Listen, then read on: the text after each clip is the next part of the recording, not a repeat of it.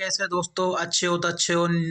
New new year पे और नए साल पे आपको धमाकेदार वीडियो ला रहा हूँ आपके लिए। ये है लूसेंट सामान्य ज्ञान बुक नीले कलर में।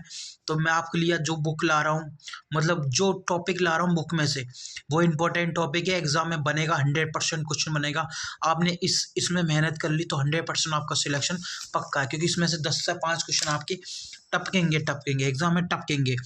तो सबसे पहले दोस्तों, जिसने लाइक नहीं किया उसको लाइक कर देना दोस्तों।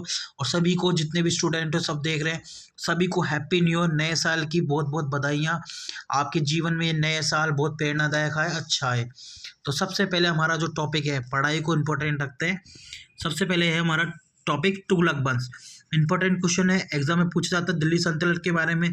तुगलक वंश सबसे लंबा काल चला, लगभग लंबा काल तो नहीं चला, लगभग 80-95 साल चला है। तो ठीक ठाक क्वेश्चन बनते हैं इसमें से। तो तुगलक वंश कब से स्टार्ट है? 1320 से लेकर 1398 ईस्वी तक। 5 सितंबर 1320 को खुसरो खां को पराजित करके गाजी मुगल मालिक या गयासत तुगलक के नाम पर बना गया। कब बनाया गया? गयासत तुगलक। सबसे इंपॉर्टेंट टॉपिक है ये वाला। और 8 सितंबर 1320 को दिल्ली सल्तनत में बैठा। दिल्ली सल्तनत में पहला राजा, दिल्ली सल्तनत में बैठने वाला राजा कौन सा है? गयासुद्दीन तुगलक। एग्जाम में पूछ सकता है कौन सा राजा था, तो आप बता देना। कब बैठा? 8 सितंबर 1320 को। गयासुद्दीन ने अलाउद्दीन के समय के लिए अमीरों को भूमि को पुनः लौटा दिया था। ठीक है। इसने सिंचाई के लिए कुएं एवं नहरों का निर्माण करवाया। कुएं और सिंचाई के लिए नहरों का निर्माण करवाया इसने, सिंचाई के लिए, है ना। और इसने क्या क्या काम करा है वो देखते हैं।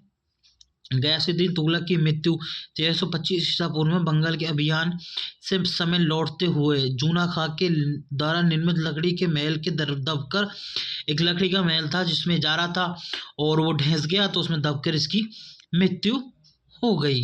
ठीक है। गयासुद्दीन के बाद उगलू खां था। इसका इतिहास में ज़्यादा कुछ वंशन नहीं आ रहा, नॉर्मल था ये। तो ये भाइयों के सिलसिले में था, इन्होंने ऐसे लड़ झगड़ के शासन किया, ज़्यादा नहीं चल पाया। तुगलक के नाम से 1325 ईस्वी में दिल्ली का सिंहासन पर बैठा।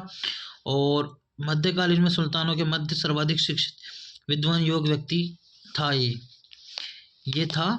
पर इसने कुछ, इसका शासनकाल ज़्यादा लंबे टर्म नहीं टिक पाया। तो अब मोहम्मद बिन तुगलक ने कृषि के विकास के लिए अमीर एक कोही नामक एक नवीन विभाग का स्थापना कराया था इसने। मोहम्मद बिन तुगलक ने अपनी राजधानी दिल्ली से देवगिरी में स्थानांतरित कर ली, मतलब बदलाव कर लिया। इसका नाम क्या है? दौलताबाद रखा गया। मोहम्मद बिन तुगलक अपने प्रत्येक मलिक के सम्मान में 2 पोशाक दिया करता था, एक जोड़े में और दूसरा गर्मी में। ठीक है। कहा जाता है कि डाक प्रबंधों के द्वारा मोहम्मद बिन तुगलक के लिए ताजे फाजे पीने के लिए गंगा जल मंगवाया जाता था। तो फिरोज तुगलक ने 5 बड़ी नहरों का निर्माण करवाया था।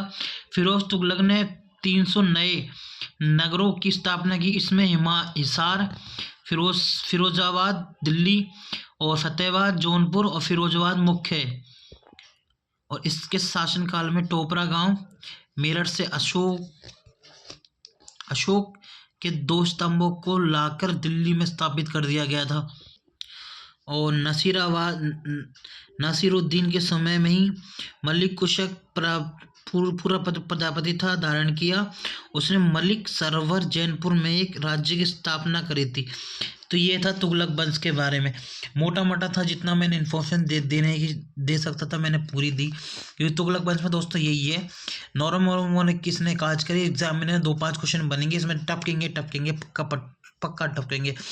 इसके बाद इंपॉर्टेंट टॉपिक हो सकता है सैयद वंश। सैयद वंश में 1414 से लेकर 1451 तक सैयद वंश की स्थापना खिंच खान ने की थी। इससे सुल्तान जी की उपाधि धारण की, रैयत ए आला की उपाधि धारण की थी इसने।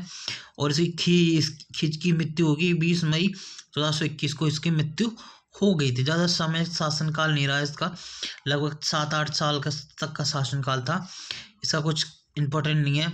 इसके बाद में मुगल शासनकाल आएंगे, तो मैं आपको डिटेल साइज वो बताऊंगा पूरा। मुगल शासनकाल सबसे लंबा चलने वाला शासनकाल 1426 से लेकर 1707 तक चलता है। वो सबसे मुगल साम्राज्य सबसे पक्का है और सबसे बढ़िया। लोधी वंश आ जाता है, इसके बाद और वंश आ जाते हैं। तो इतना नहीं है इम्पोर्टेंट, जितना होगा मैं आपको बताता जाऊँगा। तो आई थिंक ये वीडियो कैसी लगी, अच्छी लगे तो लाइक करना, सब्सक्राइब करना। और नए साल की फिर से सभी स्टूडेंट को और जो इस वीडियो को देख रहे हैं, नया साल उनके लिए अच्छा है, प्रेरणादायक है। Happy new year 2026। Thank you सभी को।